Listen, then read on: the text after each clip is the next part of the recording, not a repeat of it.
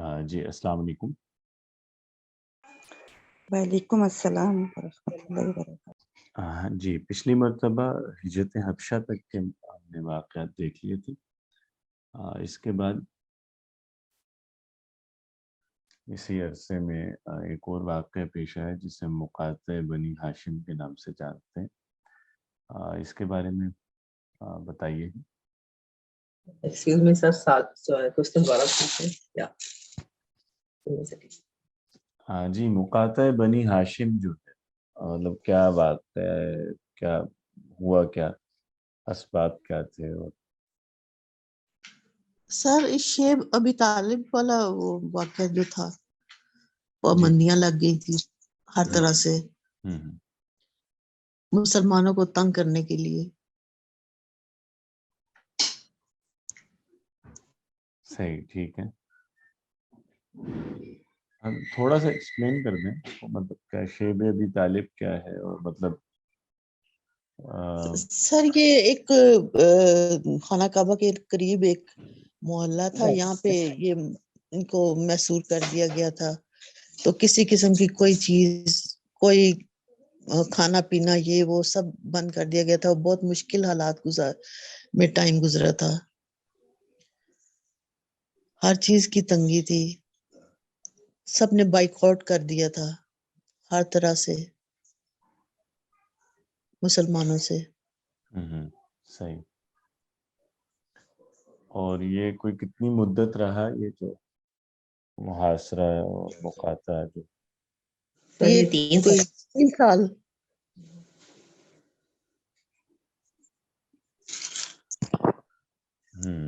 صحیح۔ اس دوران کی کچھ وہ روایات ملتی ہیں جس میں بعد میں صحابہ کرام نے بتایا دوسرے اصحاب کو کہ ہم لوگ وہ جو عرصہ تھا اس میں کیا کھاتے تھے یا کیسے رہتے تھے۔ جی سر، وہ بتایا تھا کہ پتے کھاتے تھے، مطلب چمڑے ابال کے چمڑے، ہاں بالکل اس طرح کی چیزیں۔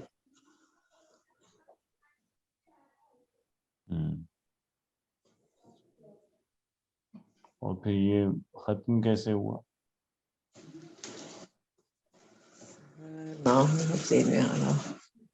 سر وہ ایک عہد نامہ لکھ کے لگایا گیا تھا خانہ کعبہ کے قریب، تو وہ دیمک اسے کھا گئی تھی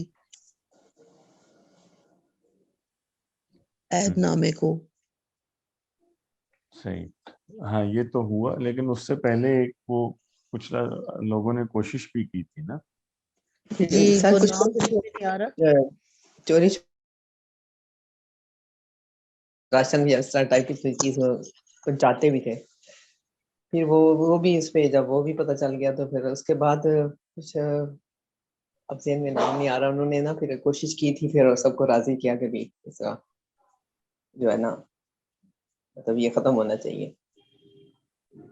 اب میرے جیسے نام نکل گیا ان کا۔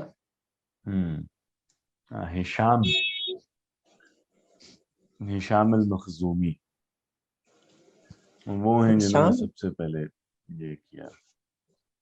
ہشام المخزومی وہی وہ چوری چھپے جو پہنچاتے تھے نا خوراک وغیرہ۔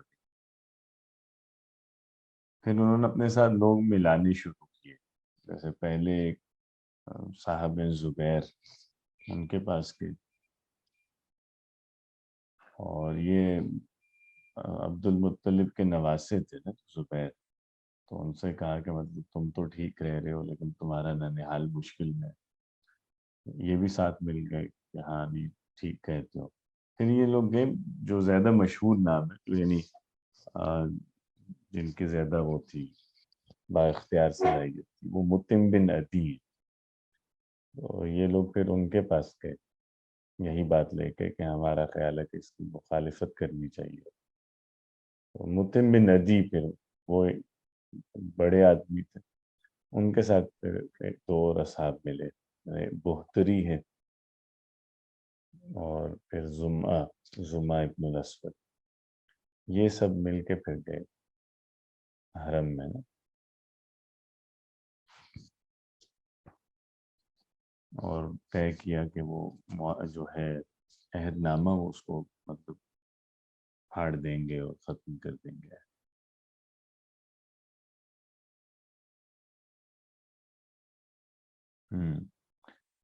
اچھا یہ والا جو پھر اس میں وہ جو آپ نے بتایا کہ دیمک نے چاٹ دیا. جی سر ایسے ہی ذہن میں آ رہا ہے, پڑھا تھا کہ ہاں اس میں لیکن رسول اللہ صلی اللہ علیہ وسلم نے تو خبر بھی کی تھی نا پہلے کہ یہ جب یہ لوگ گئے حرم شریف میں یہ اعلان کرنے کہ بھئی ہم اس معاہدے کے خلاف, تو رسول اللہ صلی اللہ علیہ وسلم نے اطلاع کر دی تھی نا حضرت ابو طالب کو کہ یہ تو معاہدہ پہلے ہی وہ مٹ گیا, دیمک نے اسے کھا لیا.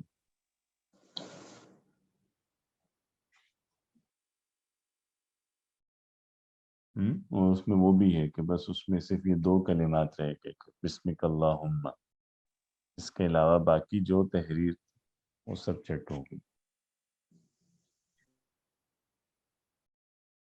اچھا ٹھیک ہے, اور کوئی بات اس پہ ہو کسی کے ذہن میں؟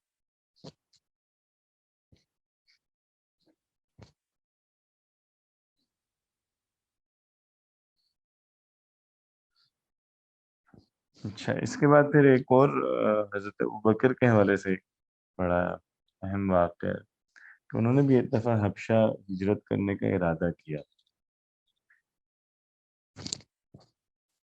اس سے پہلے تو جیسے ہم نے دیکھا جی تھا ان کو روک لیا تھا, ایک سردار نے اپنے پناہ میں لے لیا تھا, تو وہ کہہ رہے تھے آپ جیسے نیک بندے کو چھوڑ کے نہیں جانا چاہیے مکہ کو.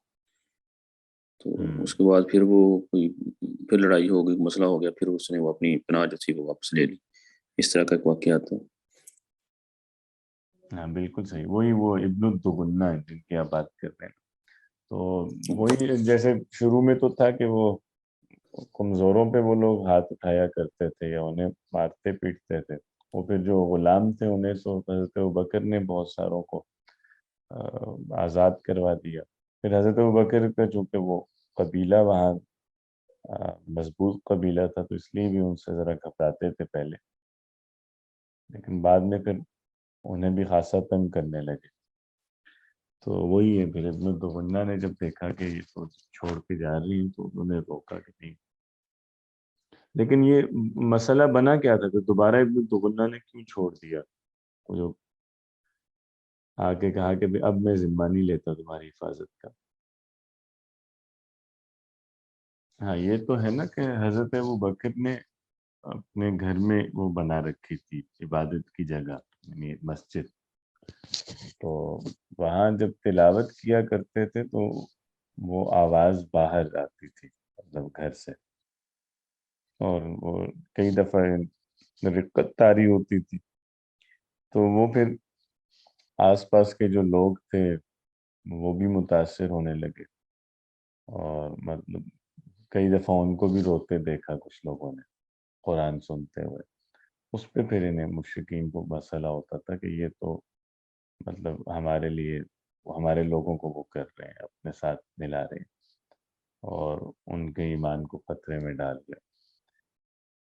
اسی پہ پھر جب ابن الدغنہ کے کہنے پہ واپس مطلب آ گئے تو پھر بھی یہی مسئلہ تھا. تو ابن الدغنہ نے جا کے یہی عرض کی کہ یہ ہے اب قریش آ کے شکایت کر رہے ہیں, تو میں اب اس کے بعد مزید نہیں آپ کی ذمہ داری لے سکتا. اس پہ حضرت ابوبکر نے کہا کہ نہیں مجھے مطلب ٹھیک ہے تم نہیں لینا چاہتے نہ لو, بس مجھے اللہ کے علاوہ کسی اور کی جوار چاہیے بھی.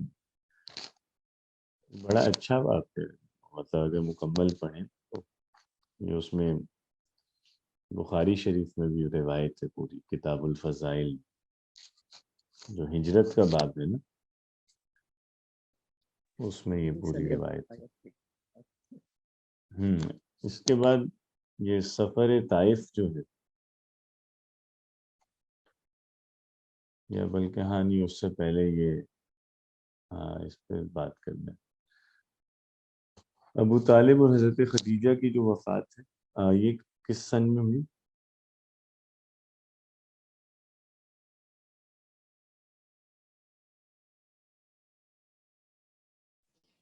یہ سر 12 ہجری میں شاید, نہیں 11 ہجری میں تو نبی صلی اللہ علیہ وسلم وفات پا گئے تھے. یہ تو ہجرت سے پہلے کی ہے نا. میرا خیال ہے 8 جب مدینہ جو سال پہلے 1290 سن 90. نہیں 12 سے پہلے کا. یہ شیب ابھی فوراً بعد ہی ہوئی تھی. جی شیب ابی طالب کا جب معاشرہ وغیرہ ختم ہوا اس کے بعد 10 نبوی میں ہوئی تھی. ہاں 10 نبوی. اور اس سال کو جو کہ ایک ہی سال میں دونوں وفاتیں ہوئی، اس سال کو کیا کہا جاتا ہے؟ غم کا سال. غم کا سال. عام الحزن. اچھا اب پھر اس کے بعد جب خاص طور پہ ابو طالب کی وفات کے بعد تو مشکل اور بڑھ گئی نا، چونکہ حضرت ابو طالب کی وجہ سے بہت دفعہ جیسے بچت رہتی تھی یا وہ قریش کو روکتے تھے. تو پھر جب مشکلات بڑھنے لگی تو رسول اللہ صلی اللہ علیہ وسلم نے چاہا کہ مکہ سے باہر بھی دعوت کے لیے جائیں، تو ہو سکتا ہے کہ کہیں اور کسی اور قوم میں اسے قبول ملے اس دعوت. تو سفر طائف کا ارادہ فرمایا. اس سفر میں کیا ہوا، سفر پہ ذرا بتا دیں. والوں نے وغیرہ برسائے اور دعوت کو قبول نہیں کیا اور زخمی کر دیا نبی صلی اللہ علیہ وسلم کو. وہاں کے لڑکے جیسے وہ پیچھے آپ کے پتھر مارتے رہے. غلام تھے ایک آپ کے ساتھ. پھر آپ نے ایک باغ میں پناہ لی. وہاں ایک جو باغ کا رکھوالا تھا، جو مالی تھا، اس سے آپ کا مکالمہ ہوا. تو اس میں اپنی قوم کا بتایا تو آپ نے کہا آپ تو حضرت یونس علیہ السلام کے حضرت یونس قبیلے سے ہو. تو یہ واقعہ ہوا. پھر وہاں سے شاید اسی کی کے ساتھ واپس نکلے طائف سے. مشہور واقعہ تو یہی. سرداروں نے پہلے بڑا مطلب ان کو رسپانس نہیں کیا، بلکہ الٹا ایک لحاظ سے انسلٹ کی اور وہ لڑکوں کو پیچھے لگا دی. جن سرداروں سے ملے وہاں جا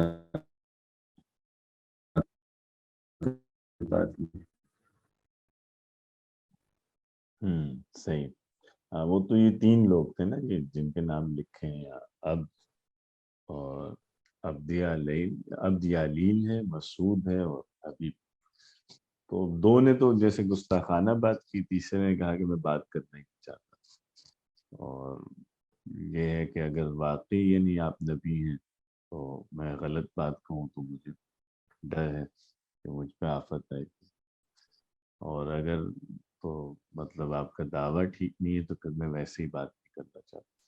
اس نے خیر کوئی بات ہی نہیں کی. پھر وہ والا باغ والا واقعہ جو آپ نے بتایا، وہ جو غلام تھا وہ عداس نینوی. نینوا وہ علاقہ ہے جہاں سے وہ تھا نا، عراق میں جو ایک علاقہ ہے. تو وہ حضرت یونس علیہ السلام کے علاقے سے، اور وہ چونکہ عیسائی تھا پہلے تو وہ سمجھ گیا. ایک تیسرا اور واقعہ واپسی میں پیش آیا تھا وادی نخلا کا. یہاں جی سر کیا ہوا؟ وہاں پہ اللہ کے رسول صحابہ کرام وہاں پہ کہہ رہے تھے، وہاں پہ وہ جنوں کی وادی تھی نا. تو پھر وہاں پہ جب اپنے نماز پڑھی تو انہوں نے سنی اور پھر انہوں نے اپنے ساتھیوں کو خاموش کرایا اور پھر جا کے آگے سن کے اپنی وادی میں جا کے بتایا. یہی تھا واقعہ. ہاں یہاں رسول اللہ صلی اللہ علیہ وسلم فجر پڑھا رہے تھے فجر کی نماز. کچھ جن جو گشت پہ تھے وہ رکے اور انہوں نے سنا اور اسلام کو کیا. مجھے پورا واقعہ سورہ جن میں بھی جی منقول ہوا اور اس میں بھی ہے، سورہ احقاف میں بھی ہے. جی سر احقاف میں.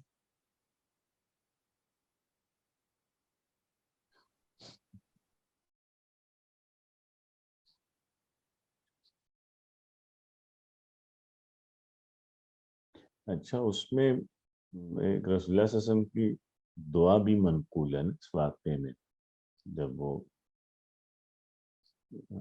تکلیف میں تھے، خاصی، اور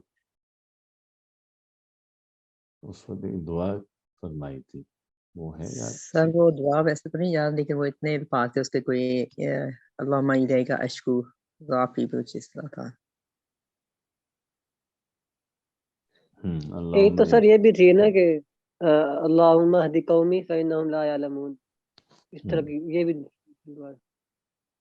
ہاں ایک تو یہ، اور اس کے علاوہ وہ جو آپ نے بتایا وہ ٹھیک ہے، اللہم الیک اشکو ضعف قوتی، پہلے اس کو جی جی ویسے ہی اردو میں بتا دیا تھا، مطلب وہ کیا کلمات تھے، کیونکہ وہ بہت اہم دعا ہے، مطلب وہ اس پورے واقعے میں، کیونکہ جیسے اس میں سب سر میں نے جذبات ویسے جو یہ صبح سے سمجھے، یاد کی ہوئی تھی، تب مجھے صحیح میں نے جذبات بھول ہی اور گئی. احساسات وہ سب اس میں آ جاتے ہیں.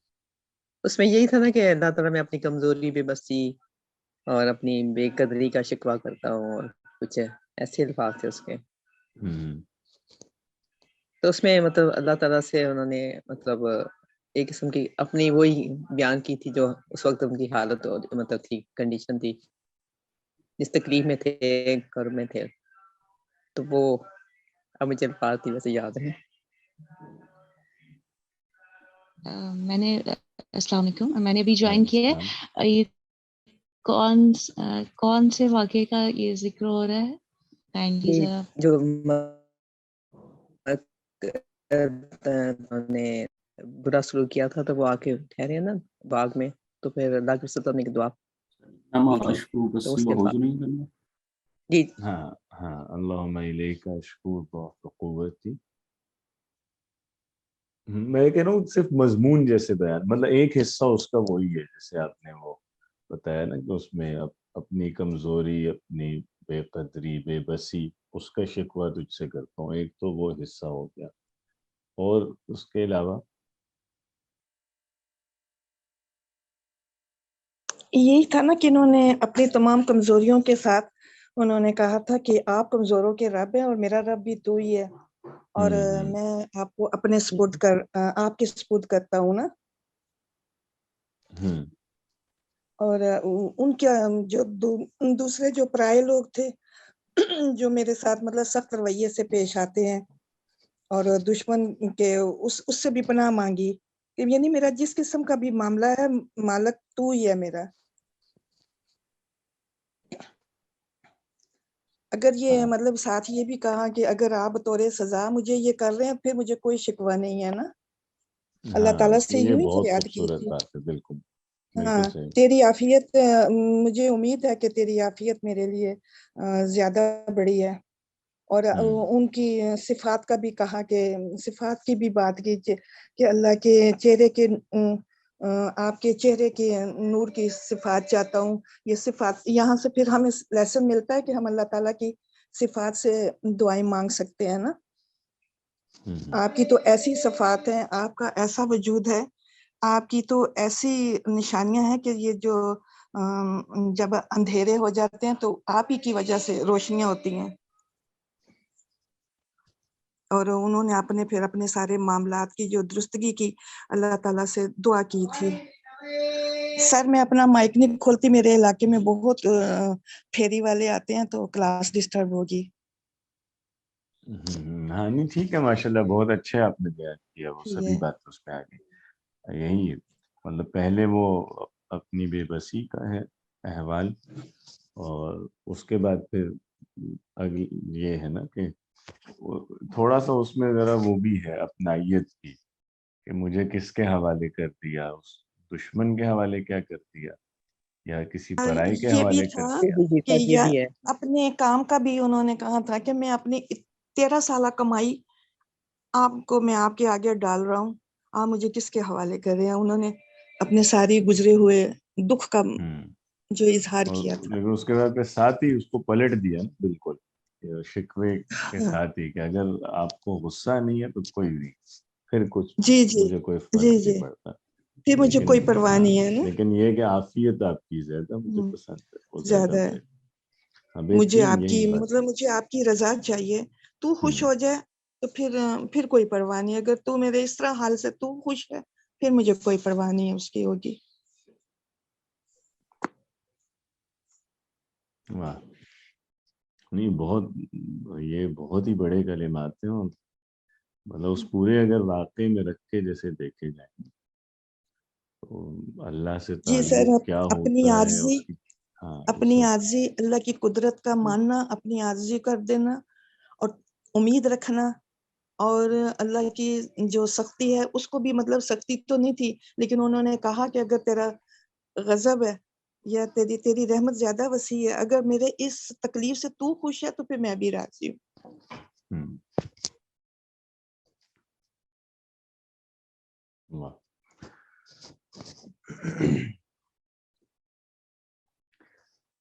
صحیح۔ اچھا، پھر اس کے بعد واپس جب تشریف لے آئے تو پھر رسول اللہ صلی اللہ علیہ وسلم نے دیگر قبائل میں بھی اسلام کی دعوت چاہی کہ ان میں بھی پھیلائی جائے، اور اس میں زیادہ تر یہی ہوا کرتا تھا کہ باہر سے جو لوگ آیا کرتے تھے مکہ میں تو پھر انہیں دعوت جیسے دیا کرتے تھے نا۔ اس میں اب کچھ اصحاب ہیں جن کا میں چاہتا ہوں کہ جیسے ذکر کر لیں، جیسے کہ بحیرہ بن فراس تھی،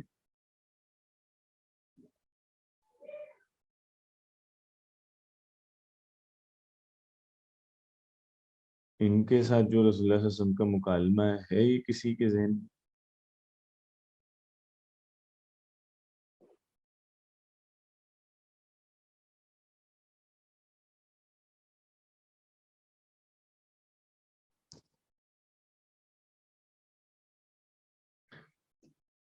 رسول اللہ صلی اللہ علیہ وسلم جو مختلف قبائل تھے نا، جو نواح میں تھے بالکل قریب قریب، ان کی طرف گئے، یعنی جیسے بنو کندہ جو ہیں ان میں بھی گئے، جو جہاں سے کندی لوگ ہیں، اور اسی طرح بنو حنیفہ میں گئے، تو ان لوگوں نے تو انکار کیا۔ پھر لیکن بنو عامر جو ہیں ان کے پاس جب گئے تو ان کا یہ سردار کا نام ہے بحیرہ بن فراس جو ہے، تو جب اس نے دعوت سنی رسول اللہ صلی اللہ علیہ وسلم سے تو اس کے بعد یہ پوچھا کہ اچھا ہم اگر آپ کی بات مان لیں تو کیا ہمارے جو دشمن ہیں ہم ان پہ غالب آ جائیں گے، اور دوسرا یہ کہ کیا آپ یہ وعدہ کرتے ہیں کہ آپ کے بعد میں سردار ہوں گا، مطلب سب کچھ یہ نبوت بھی اور باقی سب کی لیڈرشپ میرے پاس آ جائے گی۔ تو مطلب وہ جو ایک ہوتا ہے نا کہ اکثر بڑوں میں جو ایک ہوتا ہے، جو آدمی پہلے سے جیسے پاور کا حصہ ہو، پاور سٹرکچر کا، وہ ہر چیز کو اسی سے دیکھ رہا ہوتا ہے۔ انہوں نے یہی سوچا کہ شاید سمجھا کہ یہ جو دعوت آئی ہے یہ بھی اگر کوئی طاقت حاصل کرنے کی سیڑھی بنتی ہے تو ٹھیک ہے، کر لیتے ہیں۔ تو اس پہ رسول اللہ صلی اللہ علیہ وسلم نے فرمایا کہ نہیں، یہ تو اللہ کا اختیار میں، یعنی نبوت تو وہ عطا کرتا ہو جسے چاہے، وہی دیتا ہے، اور پھر یہ کہ میرے بعد کون ہوگا وہ بھی اللہ ہی مقرر کرے، خلافت بھی کس کو آنی ہے وہ بھی اللہ کا فیصلہ ہے۔ اور اس پہ پھر اس نے بحیرہ نے کہا کہ نہیں، یہ کیا بات ہوئی کہ ابھی جب مشکل کے وقت ہے تو ہم لوگ لڑیں اور ہم پورے عرب سے دشمنی مول لیں، بعد میں جب حالات اچھے ہو جائیں تو مزے کوئی اور کرے۔ تو اس نے پھر انکار کر دیا اس میں لیکن وہ پورا جیسے کہ ان کا مزاج بھی سمجھ آتا ہے جو عرب سرداروں کا تھا جیسے، اور یہ خیر ان کا ہی صرف نہیں، یہ تو جیسے یونیورسلی ہے نا چیز، تو ہر جگہ اس طرح کے موٹیوز رہتے ہیں۔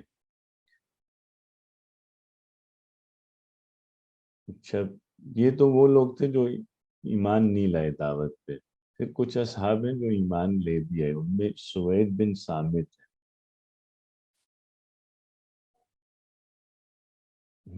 یہ ان کا بہت دلچسپ ہے واقعہ، یہ معلوم ہے کسی کو؟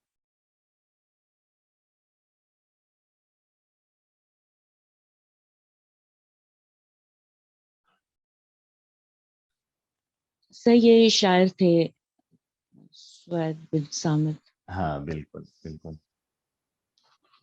اور جب یہ نبی کریم صلی اللہ علیہ وسلم سے ان کی ملاقات ہوئی تھی تو یہ جو ہے نا آپ صلی اللہ علیہ وسلم نے ان کو دعوت دی تھی اسلام کی، تو انہوں نے नबी करीम सल्लल्लाहु अलैहि वसल्लम से कहा था कि जो कुछ आपके पास है वो मेरे पास भी है। और नबी करीम सल्लल्लाहु अलैहि वसल्लम ने पूछा आपके पास क्या है, तो उन्होंने कहा कि मेरे पास हिकमत लुकमान है। हाँ और आप सल्लल्लाहु अलैहि वसल्लम ने आप सल्लल्लाहु अलैहि वसल्लम ने उनसे सुनाने का कहा। उन्होंने कलाम सुनाया क्योंकि शायर थे। और उसके बाद फिर आप सल्लल्लाहु अलैहि वसल्लम ने फरमाया था कि मेरे पास जो कुछ है वो इससे ज़्यादा अच्छा है। तो फिर आप सल्लल्लाहु अलैहि वसल्लम ने कुरान मजीद पढ़कर सुनाया था और उनको इस्लाम की दावत दी, उन्होंने कबूल कर ली। बिल्कुल सही है।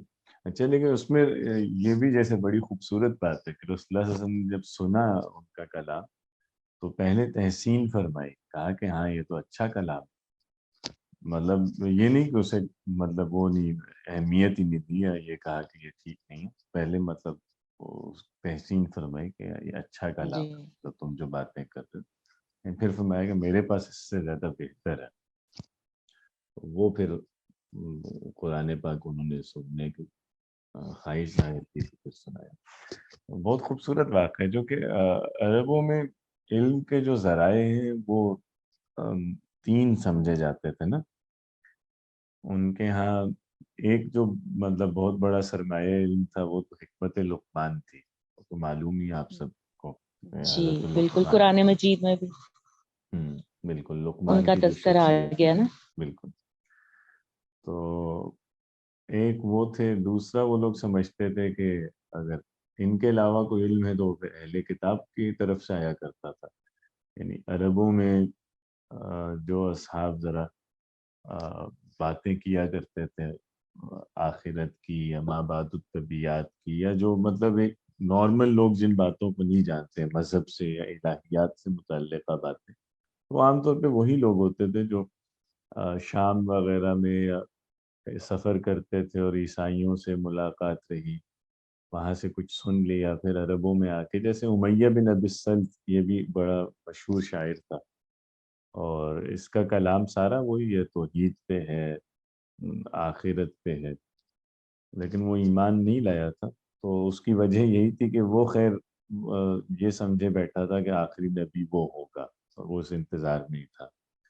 तो उसके पीछे भी यही था, जो सोर्स था ना कलाम का वो सारा वही अहले किताब से जो बातें सुनी थी उसी को फिर अपने अशार में कहते थे। तो इसीलिए आप देखें ना रसूलुल्लाह सल्लल्लाहु अलैहि वसल्लम पे भी ये उन्होंने इल्ज़ाम रखा उन लोगों ने, जो कुरान पाक में नकल भी हुआ ना कि इन्हें एक आदमी सिखाता है। यानी ये जो बातें हैं ये वही हैं जो पिछली किताबों में आई हैं, तो ये कोई इन्हें बताता और ये आगे हमें बता देते हैं। तो एक वो हिकमत लुक़मान माखज़ इल्म है, एक ये अहले किताब का है, या तीसरा वो लोग समझते थे कि ये जो कहानत होती है कि जिन्नात की मदद से और रूहों की मदद से जो कुछ खबरें पहुंच जाती, तो उसको भी वो लोग जैसे समझते थे कि ये तीन ऐसे उलूम के माखिज़ हैं जो हर किसी को जैसे दस्तयाब नहीं है। तो इसलिए ये अब बिल्कुल अजीब चीज़ थी ना, इन तीन से हट के अब कुरान एक नया मंबा इल्म है और जिसे पहले उन्होंने कभी एक्सपीरियंस ही नहीं किया।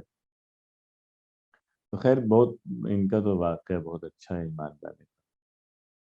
इन्हें लेकिन ये ज़्यादा रह नहीं सके तवील अरसा नहीं, मतलब वापस जब आए तो मैंने इनके वो इनकी कौम तो नहीं, फिर खजरज जो दूसरी कौम थी उसने कत्ल कर डाला था रास्ते में। अच्छा, फिर अयास बिन मुआज,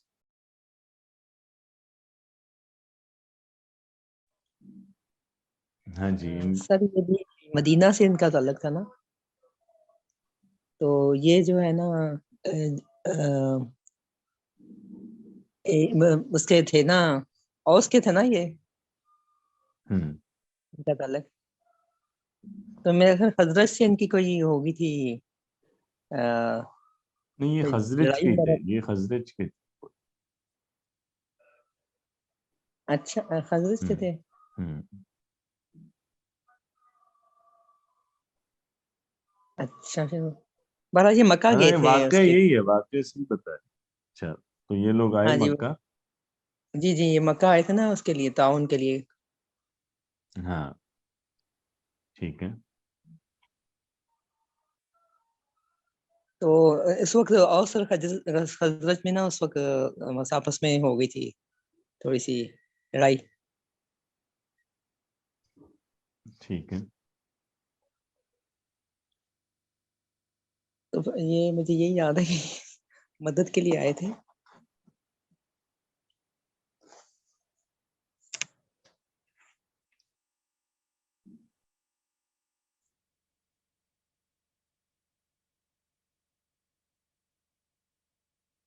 تو اس وقت جو تھے اللہ کے رسول صلی اللہ علیہ وسلم کو جب اس کی وفات کے جو بارے میں پتہ چلا تو پھر آپ ان کے پاس آئے تھے اور ان کے درمیان بیٹھ کر کوئی مطلب اس طرح گفتگو فرمائی تھی اگر میں صحیح بتا رہی ہوں تو. ہاں ٹھیک ہے. یعنی یہ خزرج کے لوگ تھے کچھ جن میں جو لیڈ کر رہا تھا وہ انس بن رافع شخص ہے وہ تھا, اور اس کے ساتھ کچھ اچھا نوجوان آئے تھے جن میں حضرت ہاں جی ایاس یہ بھی. ہاں جی یہ نوجوان تھے ایاس بن معاذ جو تھے. تو بالکل یہ لوگ آئے تھے قریش سے معاہدہ کرنے, اور یہ چونکہ جو مشہور جنگ ہے اس و خزرج کی جنگ بواس کہتے ہیں جسے, جی جی یہ جنگ اس سے بواس. کچھ پہلے کا واقعہ ہے. یہ لوگ ان کو حلیف بنانے آئے تھے قریش کو اوس کے خلاف. تو رسول اللہ صلی اللہ علیہ وسلم کو علم ہوا کہ یہ قبیلہ ایک آیا ہوا ہے, تو آپ صلی اللہ علیہ وسلم وہاں تشریف لے گئے اور انہیں دعوت دی. اس پہ جو ایاس بن معاذ تھے, مطلب اس پہ رسول اللہ صلی اللہ علیہ وسلم کا جیسے وہاں کلام بھی اس طرح تھا نا کہ میرے پاس وہ شے ہے جو اس سے جس میں تم سب کی فلاح ہے, اور وہ اس سے بہتر ہے نہیں جو جس مقصد کے لیے تم آئے ہو نا.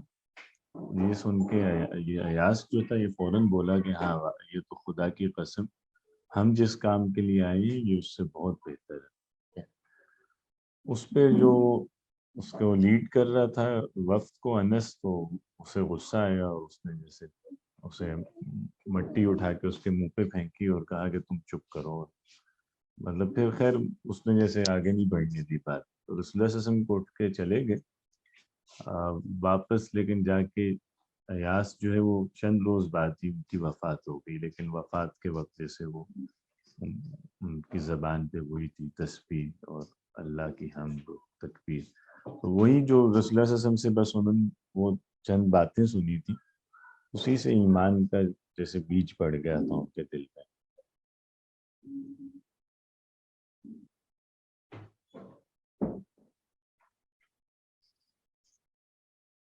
پھر یہ ضماد ازدی,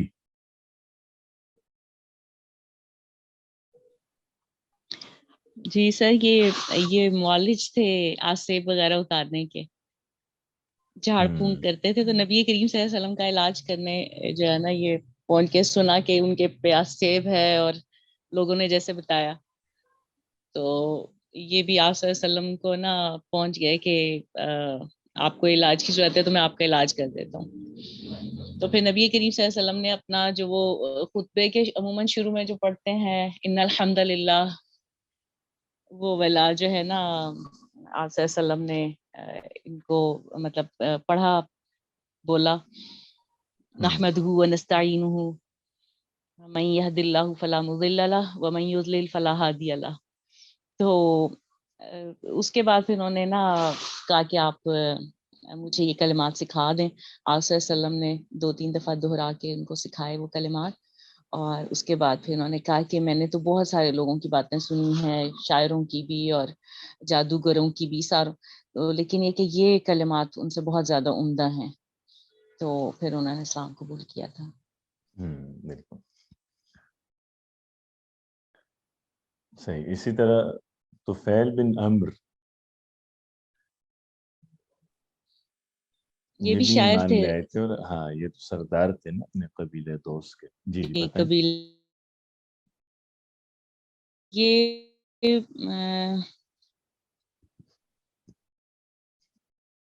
خیال ہے کہ یہ وہ جو ہے نا بڑے عقل مند سمجھدار, اور لوگوں سے باتیں سنی ہوئی تھی انہوں نے بھی نبی کریم صلی اللہ علیہ وسلم کے حوالے سے.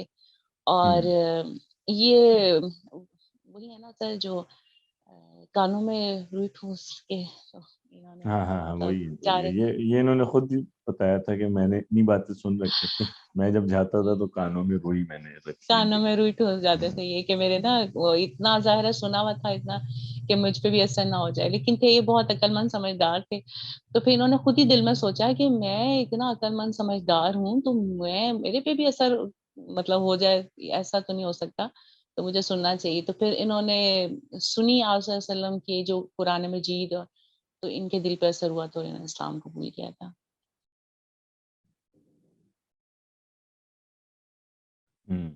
اور ان کا جو ایمان لانا وہ جیسے اس کی بہت تکلیف ہوئی تھی قریش کو، چونکہ یہ بہت وجیح آدمی تھے نا، اور سردار بھی، شاعر بھی، یعنی جو جتنی بھی چیزیں عربوں کے ہاں تھیں کسی شخصیت کو بڑی بنانے والی، وہ سبھی ان میں تھی، تو وہ جیسے ان کے لیے یہی تھا کہ بھائی یہ مطلب بہت بڑی، جیسے ان کا اسلام لانا ایک طرح سے پورے ایسے قبیلے کا اسلام لانا ہی ہوا۔ جی سر۔ جی اسی طرح حضرت ابو ذر غفاری جو اسلام لائے، یہ بھی اسی دور کا ہے واقعہ، تو ان کے اسلام لانے کا کیا واقعہ ہے یہ بتائیے۔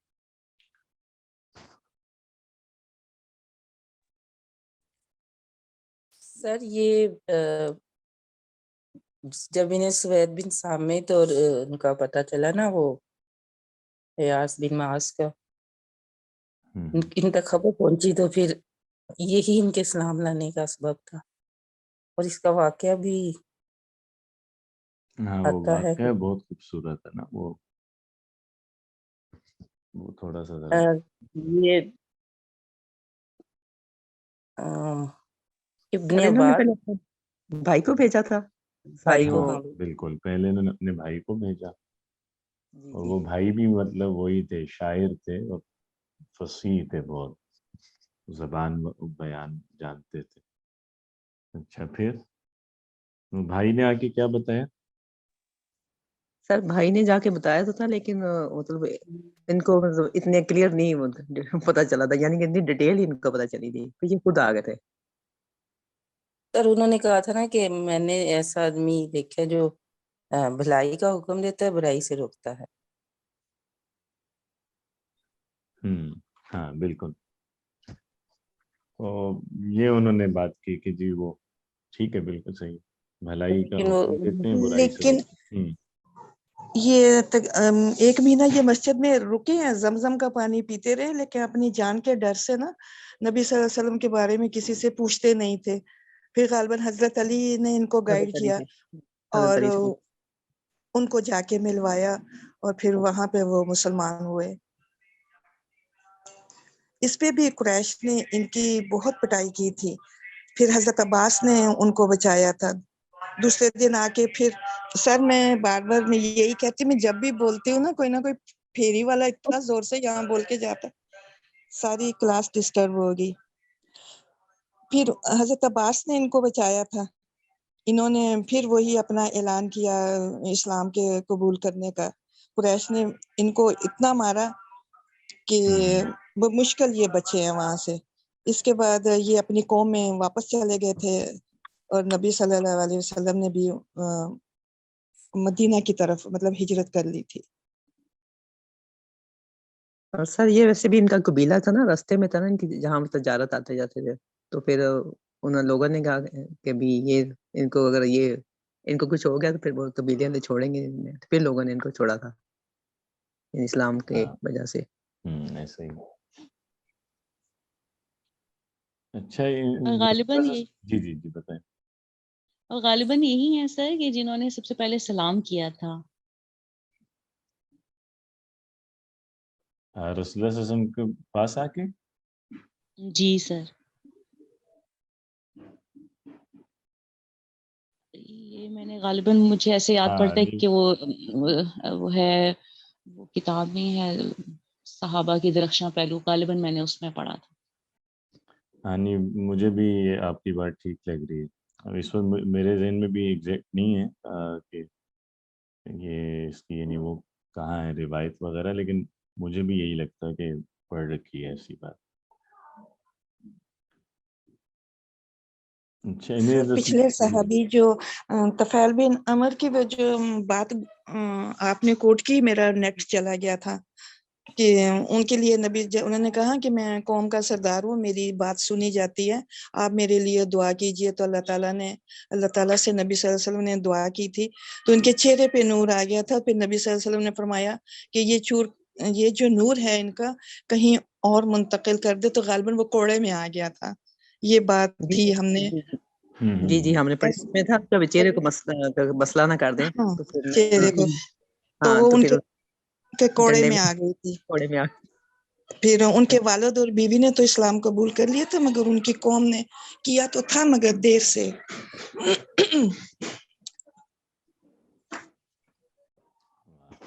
बिल्कुल सही।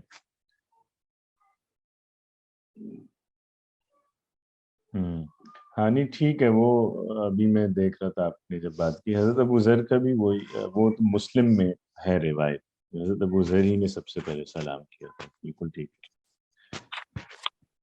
अच्छा, इनको रसूलुल्लाह सल्लल्लाहु अलैहि वसल्लम की खिदमत में लेके कौन गया? मतलब ये तो मक्का में जब थे तो पता नहीं चल रहा था ना, तो इंतजार में रहते थे कि आएंगे आएंगे। हजरत अली लेके गए थे। हजरत अली लेकर गए थे। सही सही, ठीक है।